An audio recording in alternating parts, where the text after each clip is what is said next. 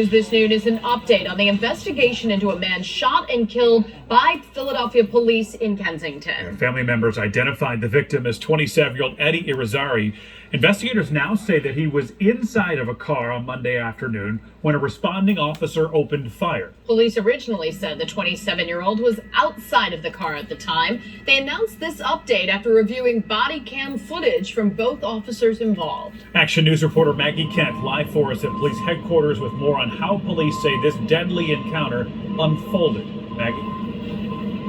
John and Sarah, Philadelphia police say they understand that the optics are not great here. Initially, the story was one way, now it's another way, and they want to build that public trust and be transparent as possible as this investigation into what exactly happened continues. There's a dual investigation going on, a criminal investigation by the district attorney's office into what happened, and of course, an internal investigation to see if policy was followed. Initially, on Monday, when this traffic stop and fatal officer-involved shooting happened, police said that Irizarry got out of the vehicle and lunged at officers with a knife. After reviewing that that body camera footage, they now say that Irizarry was inside his vehicle at the time of the fatal shooting. He was shot by a 5-year veteran of the Philadelphia police force.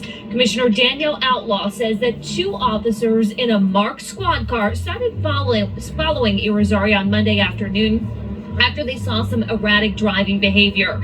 They initially said Irizarry, who was driving a Toyota Corolla, fled that marked squad car, but now Top Brass indicates that it's not clear if the lights and sirens on that squad car were on at the time.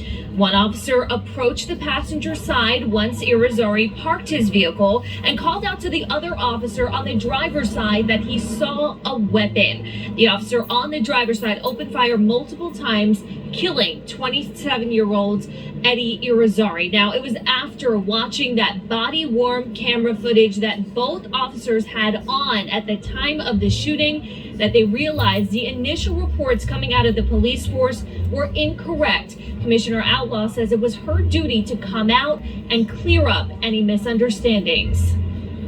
I understand and want to acknowledge the hurt and confusion that family and community members can experience when details of investigations change, and especially when they change in the very public way that this has occurred.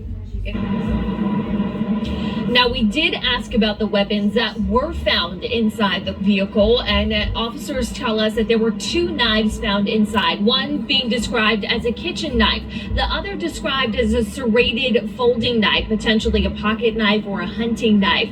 But they would not go into detail when we asked about whether Irizarry was actually holding any of those knives at the time of the shooting or how many times he was fatally shot. Now, family members are speaking out against what happened. They're set to hold a balloon release later on this evening. Of course, we'll be there to speak with them. But this investigation continues, both the criminal side with the district attorney's office and, of course, the police force looking into it themselves with this internal investigation. They have not spoken to the firing officer yet. He has 72 hours before he has to come in and make a statement about what happened.